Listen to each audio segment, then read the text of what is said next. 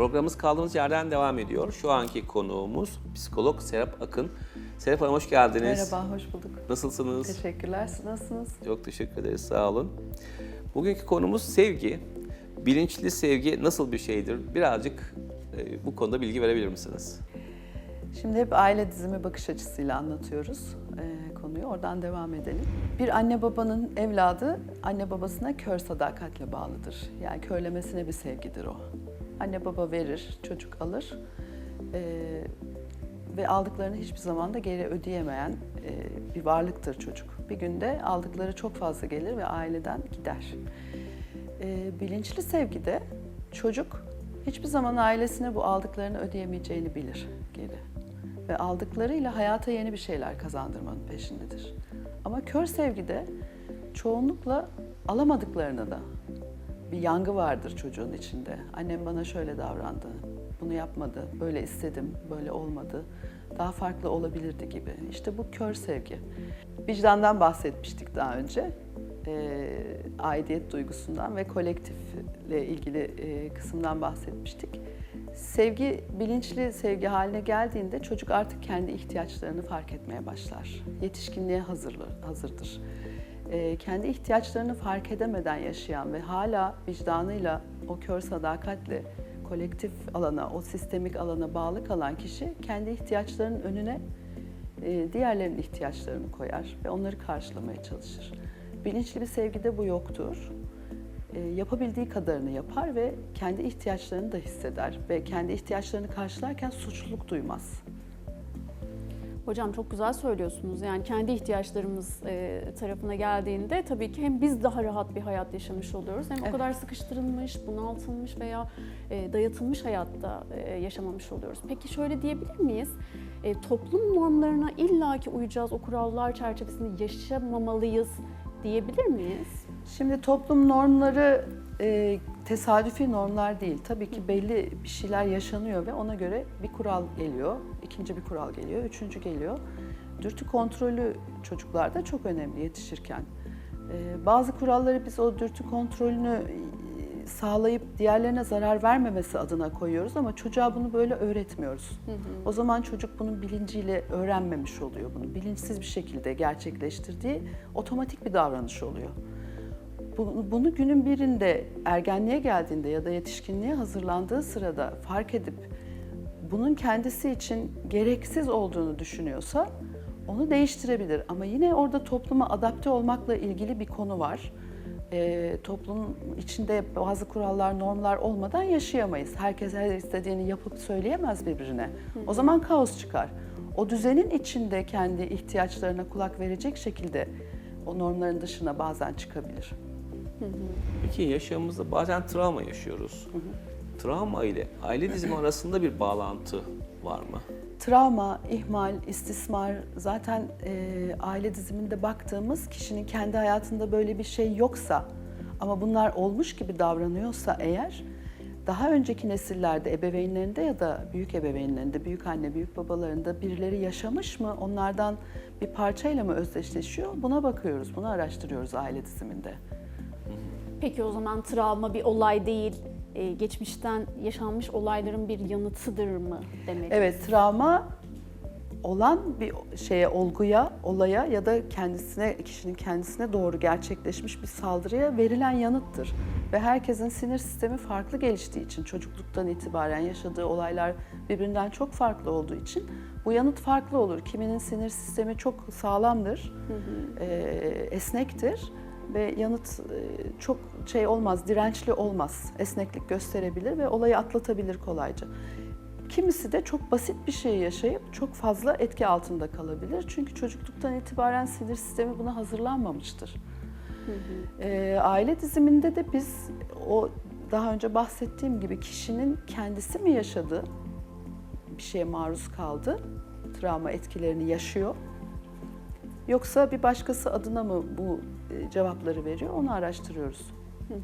Aslında o zaman aile dizimi dediğimizde sistematik travma, ihmal ya da istismarların araştırıldığı bir Evet, sistemde alan, ne olmuş diye bakıyoruz. Evet. Kişi kendisi böyle bir şeye maruz kalmadığı halde bu travma sonrası stres bozukluğu gibi belirtiler gösteriyorsa davranışları farklılaşıyorsa ve bunu ben neden yapıyorum sorusunun cevabını bulamıyorsa kendi kendine sisteme bakıyoruz.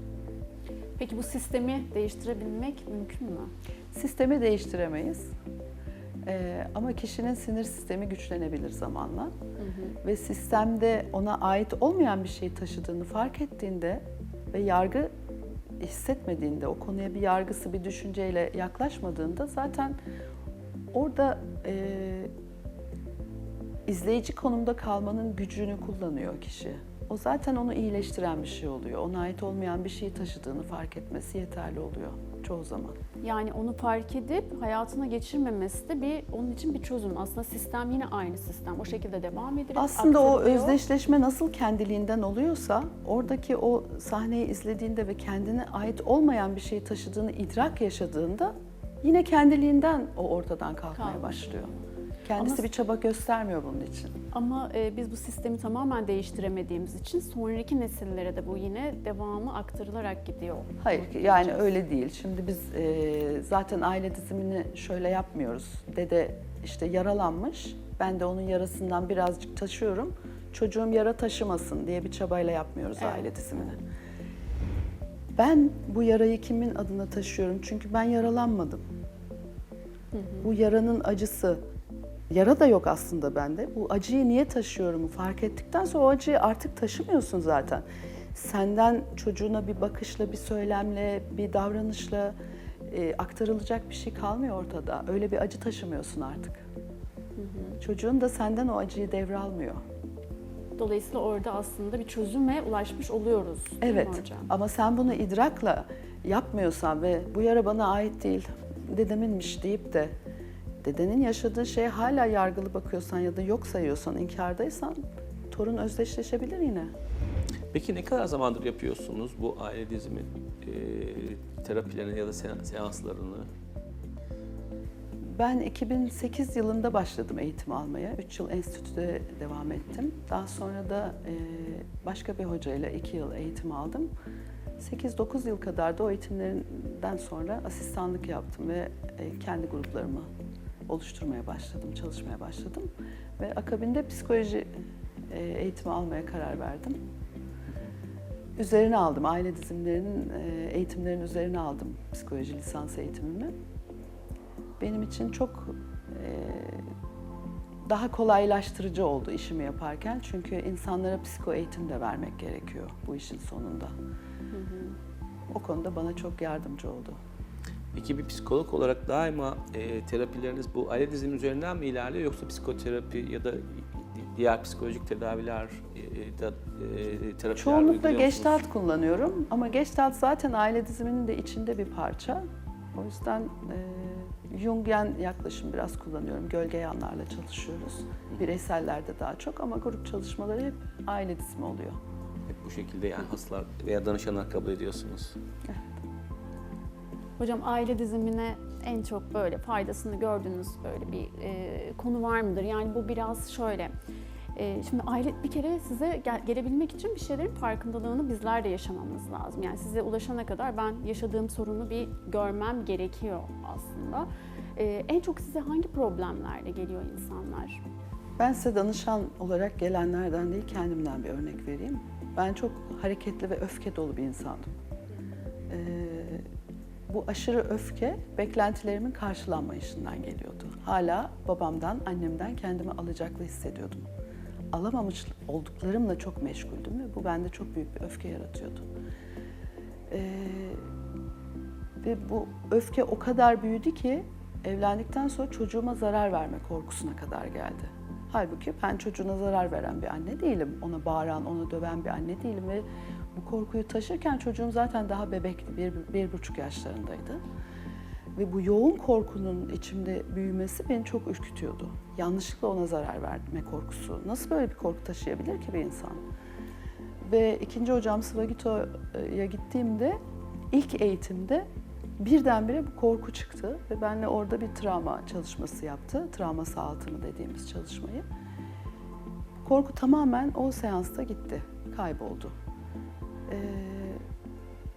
Ve zaman içinde onun çalışmalarına katıldıkça ebeveynlerimden neden aslında alamadığımı idrak ettim. Onların o imkansızlıklar içinde ancak kendi alabildiklerini sunabildiklerini, alamadıklarını bana sunamayacak olduklarını idrak yaşadım. O zaman hiçbir beklenti kalmıyor. Ve kendi çocuğunuza, o zaman alamadıklarınızla meşgul olmuyorsunuz artık. Ve kendi çocuğunuzla daha çok güzel vakit geçirebiliyorsunuz, kaliteli zaman geçirebiliyorsunuz. Dalıp gitmiyorsunuz başka yerlere. Yani verebileceklerimize geleceğe bakıyoruz orada. Evet, ben de mesela çocuğum benden bir şey talep ettiğinde ya da onun için bir şey yapmak istediğimde kendimi aciz hissetmekten de kurtuldum aynı zamanda. Çünkü ben de ne kadar alabildiysem o kadarını verebiliyordum. Doğru. Peki hocam, teşekkürler. Ben teşekkür ederim. Bugünkü program konuğumuz psikolog Serap Akın idi. Kendisine vermiş olduğu bilgiler için tekrar teşekkür ediyoruz. Programımız kaldığımız yerden tüm hızıyla devam ediyor.